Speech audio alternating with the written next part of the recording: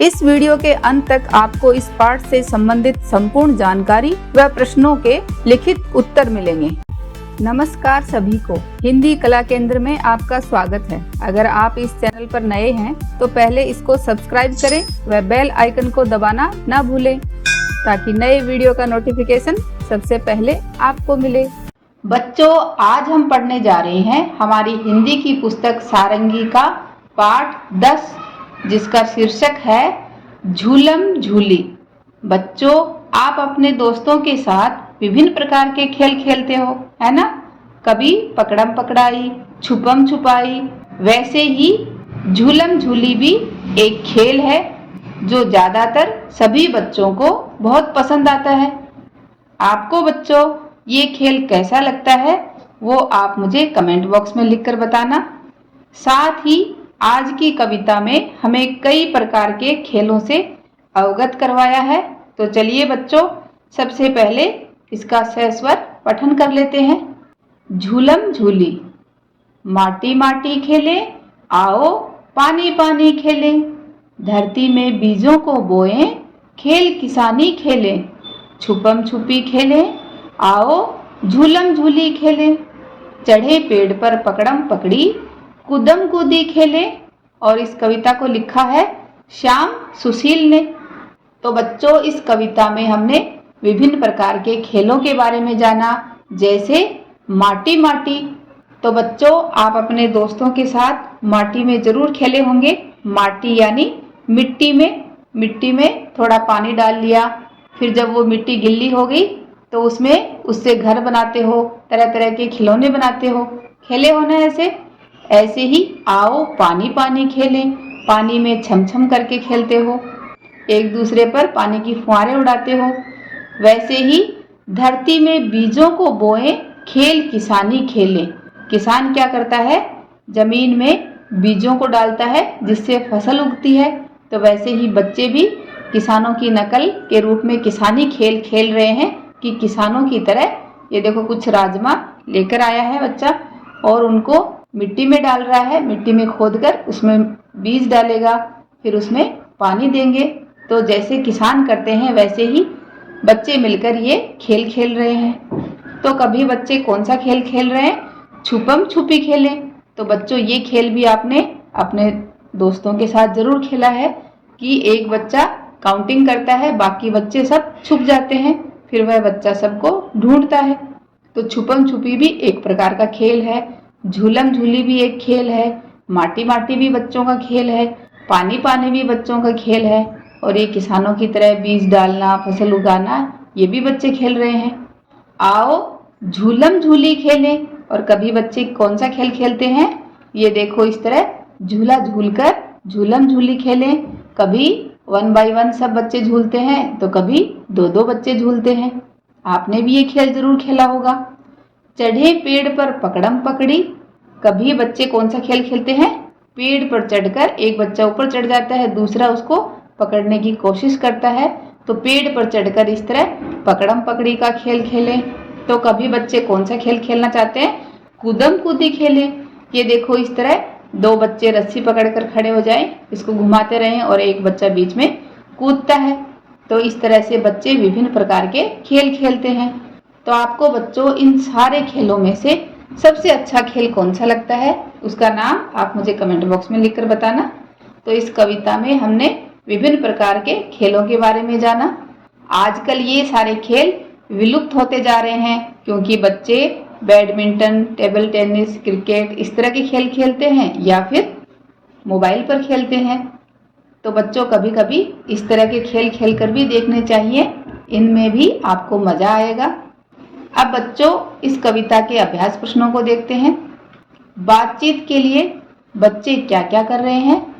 तो बच्चे विभिन्न प्रकार के खेल खेल रहे हैं, जैसे कोई माटी माटी खेल रहा है, पानी पानी, खेल किसानी, छुपम छुपी, झूलम झूली, पकड़म पकड़ी, और कोई बच्चा कूदम कूदी खेल रहे हैं।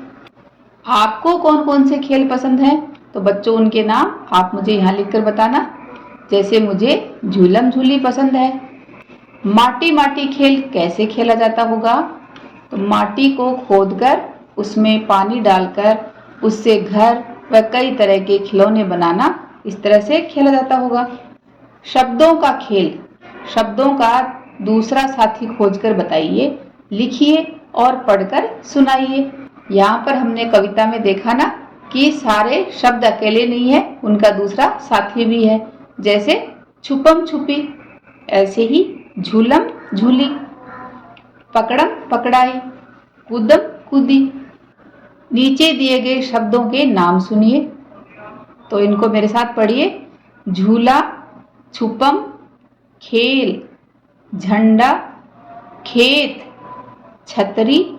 तो यहाँ पर बच्चों आप देख रहे हो ना, झ, ये छ, ये ख, ये झ, ख, छ।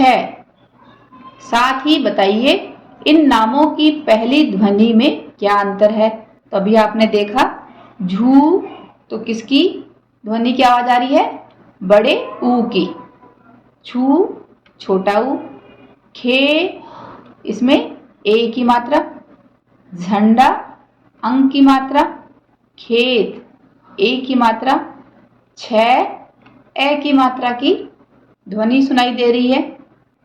नीचे दिए गए शब्दों को पढ़िए। अब उनमें उ या ऊ की मात्रा लगाकर नए शब्द बनाइए और लिखिए।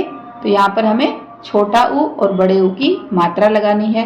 जैसे फल, फूल, पल के साथ छोटे ऊ की मात्रा लगेगी तो बन जाएगा पुल।